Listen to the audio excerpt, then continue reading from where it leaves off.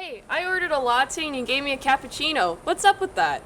Wow, this is a difficult situation to respond to, but this is something that customer service employees encounter regularly, which is why we came up with CareBrew. So what is CareBrew?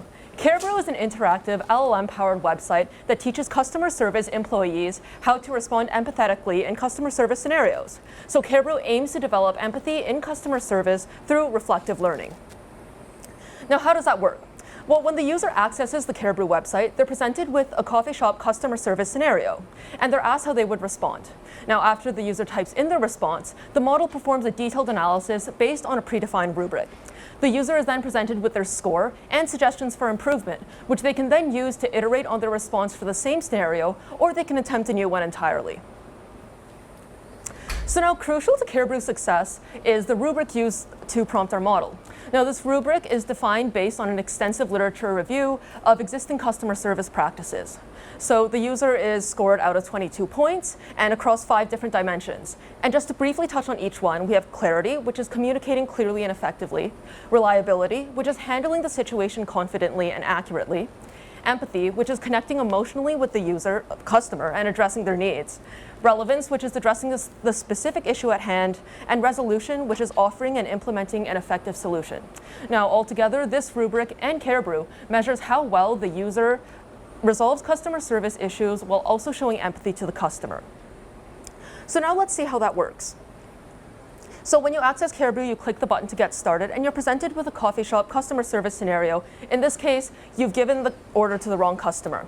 So now you type in your response on how you would respond to the scenario in the text box provided, and you select the number of suggestions that you want to see from CareBrew.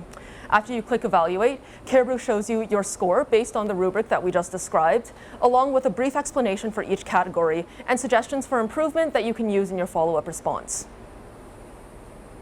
So now you know how to use CareBrew. But what's going on behind the scenes? So in the diagram that you can see in front of you, denoted in blue is the critical path that the user experiences, which you just saw in action.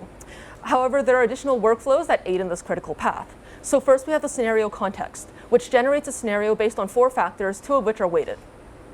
Next, we have data retrieval, which takes the scenario as input, extracts the keywords, and then searches for them in our database of scenarios, each of which maps to a response. And now finally, this baseline response, along with the scenario, is used to generate suggestions for the user. Now altogether, these additional workflows and the critical path encompass the entirety of CareBrew's system. Now let's talk about data creation and processing in detail. To create a customer service scenario in a coffee shop setting, we came up with a 4-factor approach from various literature sources and web script reviews. The first critical factor is the general classification of the scenario. For example, the taste of a particular product. We have given each general case a weight according to the server data we found.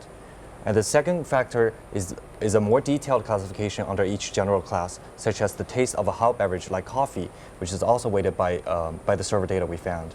We also categorize 5 types of customers as the third factor, and the last factor is the general cause of the issue.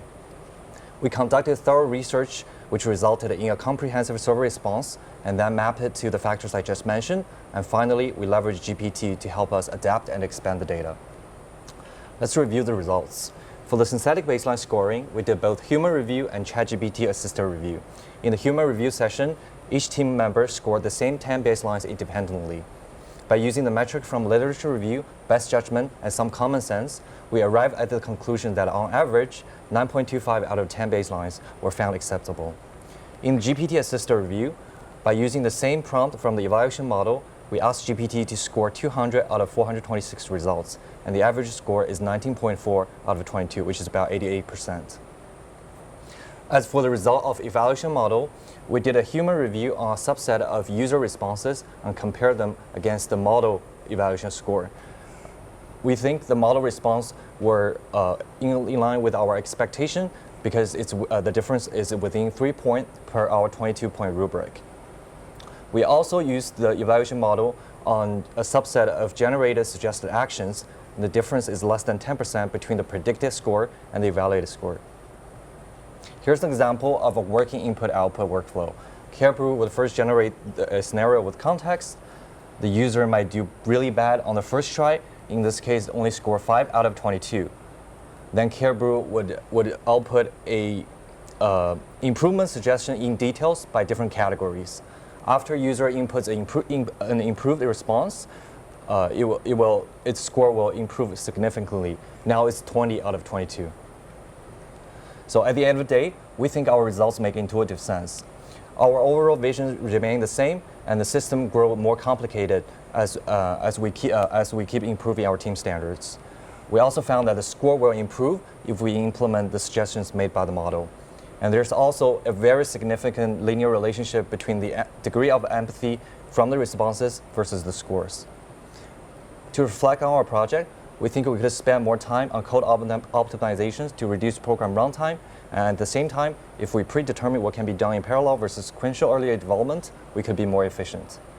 That's it for our presentation. Thank you for listening.